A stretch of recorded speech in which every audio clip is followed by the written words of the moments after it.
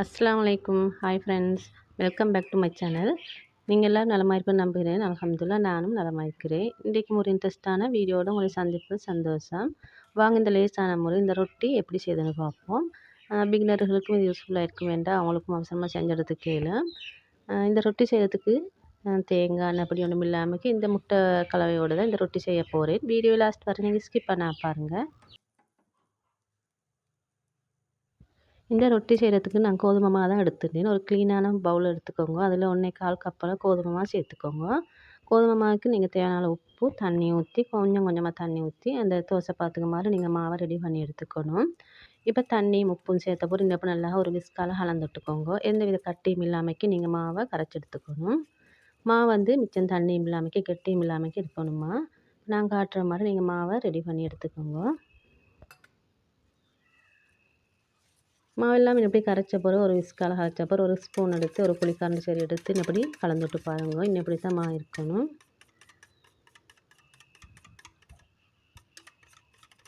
உங்களுக்கு இது அவசரமாக செய்யணும்னு ஒரு மிக்ஸி ஜாரில் போட்டு அடித்து எடுத்துருந்தாலும் சரி. அப்போ எந்த வித கட்டியும் இல்லாமல் உங்களுக்கு செஞ்செடுத்து கேளும்.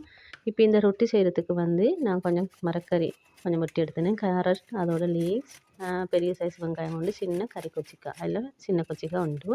இதில் நல்லா சின்னதாக குட்டியாக எப்படி கட் பண்ணி எடுத்துக்கோங்க. இந்த ஃபில்லினுக்கு வந்து இந்த முட்டையோடு இதை சேர்த்து தான் செய்ய போகிறேன். வீடியோ லாஸ்ட் வரை நீங்கள் ஸ்கிப் பண்ண பாருங்கள். அப்போ தான் உங்களுக்கு யூஸ்ஃபுல்லாக இருக்கும். இன்னொரு பவுல் எடுத்துக்கோங்க. அதில் நீங்கள் முட்டை 2 எப்படி உடச்சி ஊற்றிக்கோங்க. நீங்கள் முட்டை ஊற்றுற டைமுக்கு இன்னொரு குட்டி பவுலில் ஊற்றி முட்டை நல்ல மண் பார்த்து ஊற்றிக்கோங்க. இல்லாட்டி பழுதடைஞ்ச முட்டை இருந்தால் எல்லா முட்டையுமே நாசமாயிடும்.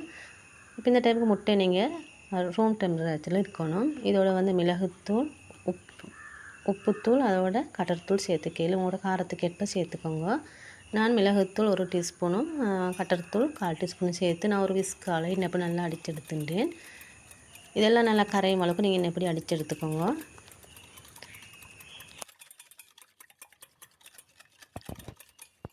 முட்டையை நல்லா இன்னப்படி அடித்து எடுத்த போகிற இதோட வந்து நாங்கள் கட் பண்ணி வச்சுருந்த காய்கறி சேர்த்துட வேண்டியதுதான். நீங்கள் கரெக்ட் வந்து வெங்காயம் எல்லாம் நல்லா சின்னதாக சாப் பண்ணி போட்டுங்க. இன்னப்படி வெங்காயம் போட்ட அளவுக்கு நல்லா பச்சை மிளகாய் போடுங்கன்னா நீங்கள் கொஞ்சம் காரத்தை பார்த்து போட்டுக்கோங்க. எண்ணெயில் மிளகுத்தூள், கட்டத்தூள் சேர்த்துக்கிறதால எல்லாம் சேர்த்துட்ட போது இன்னப்படி கலந்து விட்டுக்கோங்க. 1 1/4 கப் அளவுக்கு உங்களுக்கு 2 முட்டை, அடுத்து வந்து இந்த காய்கறி வந்து எல்லாம் ஒரு கைப்பிடி அளவு போட்டுட்டாலே போதும். இப்போ நாங்கள் வந்து இந்த ரொட்டியை சுடுறதுக்கு வந்து ஒரு ஃபேனை வச்சுக்குவோம். ஃபேன் வந்து ஒரு நான்ஸ்டிக் ஃபேன் இருந்தால் நல்லா ஃப்ளேமை வந்து நல்லாவே குறைச்சி வச்சுக்கோங்க.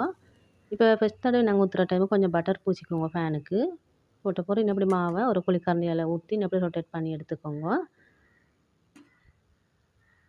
இப்போ இது இப்படி வச்ச உடனே ஒரு செகண்டில் இது வந்து உரம்பெல்லாம் நல்லா வந்துட்டு இப்போ இதை வந்து திருப்பி போட்டு நல்லா வச்சு எடுத்துக்கணும். நாங்கள் இந்த ரொட்டி செய்கிறதுக்கு வந்து ஒவ்வொரு ரொட்டியை சுட்டு எடுத்துக்கணும்.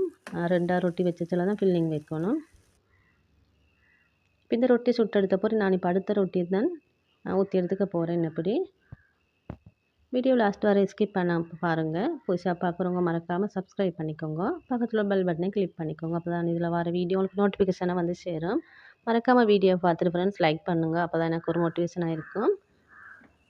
இந்த ரொட்டியை நாங்கள் 2 பக்கமும் திருப்பி நல்லா வச்சு எடுத்துக்கணும். நீங்கள் ஃப்ளேமை வந்து நல்லாவே குறைச்சி வச்சுக்கோங்க. உங்களை வீடியோவில் பார்க்கறதுலேயே விளங்கும் ஃப்ளேம் எப்படி இருக்குதுன்ட்டு. இப்போ இந்த ரொட்டி 2 பக்கம் திருப்பி நல்லா வச்சு எடுத்துக்க போகிறோம். இதுக்கு மேலே தான் நான் ஃபில்லிங் போட போகிறேன். இப்போ அந்த ரொட்டி வந்து நல்லா இந்த மாதிரி வந்திக்கணும். அப்போ அந்த ஒரு கொஞ்சம் ப்ரௌன் கலர் மாதிரி வந்திக்கணும். இப்போ இதுக்கு மேலே நான் வந்து முட்டை ஒரு ஸ்பூனால் எடுத்து இன்னப்படி போட்டுட்டேன். இப்போ நீங்கள் போட்ட டைமுக்கு இன்னப்படி எல்லா இடத்துலையும் பண்ணுற மாதிரி இன்னப்படி போடணும். அப்போ தான் அந்த ஃபில்லிங் வந்து நல்லா கவர் ஆகி வரும் அடுத்த ரொட்டி வைக்க சில. இப்போ நான் முதல்ல சுட்டு வச்சிருந்த ரொட்டியும் இதோடு சேர்த்துக்க போகிறேன். உங்களுக்கு சின்ன குட்டி ஃபேனுண்டா இன்னப்படி சின்ன சின்னதாக செஞ்சு எடுத்துக்கணும். பெரிய ஃபேனாக இருந்தால் ஒரே ஒன்று செஞ்சுருந்தாலே போதும். பெரிய சைஸில் செஞ்சுக்கணும். இப்போ போட்ட போது இந்த ஓரம் எல்லாம் இன்னப்படி நல்லா ப்ரெஸ் பண்ணிவிடணும் அந்த ஸ்பூன் உண்டால்.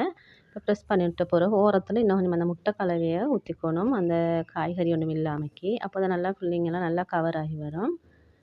நீங்கள் வெளியில் வந்தது பிரச்சனை இல்லை. ஏன்னா அந்த ஃபில்லிங் வந்து நல்லா கவர் ஆகிரும் அந்த முட்டை கலவையால். இப்போ நான் கொஞ்சம் இந்த ஓரங்களுக்கு இன்னப்படி ஊற்றிட்டேன். ஊற்றின பிறகு இது அடுத்த சைடு வெந்திக்கும். இப்போ இதை மறுபக்கம் திருப்பி போட்டுக்கணும். 2 பக்கமும் நல்லா வேக வச்சு எடுத்துக்கோங்க. கருகிராமைக்கு ஃப்ளேமை கட்டாயம் குறைச்சி வச்சுக்கோங்க. அப்போ தான் அந்த முட்டை கலவையெல்லாம் முள்ளுக்கும் இந்த வித பச்சையும் இல்லாமல் நல்லா வந்திருக்கும். இப்போ இந்த வேகிற டைமுக்கு கொஞ்சம் கொஞ்சம் பட்டர் பூசிக்கோங்க. அப்படின்னா கொஞ்சம் டேஸ்ட் நல்லா இருக்கும்.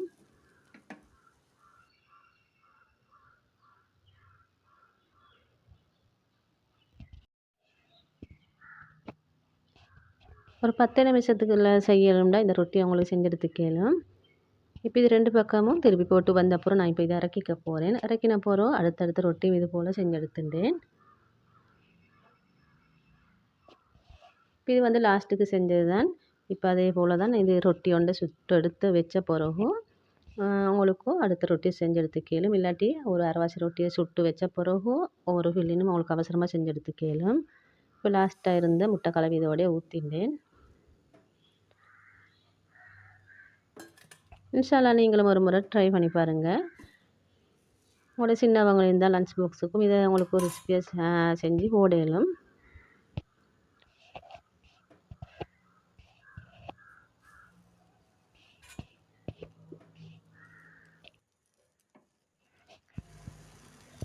எல்லா ரொட்டியும் சுட்டெடுத்த போகிறோம். எனக்கு இந்த அளவு வந்துருந்துச்சு. இது 3 ரொட்டி மாதிரி.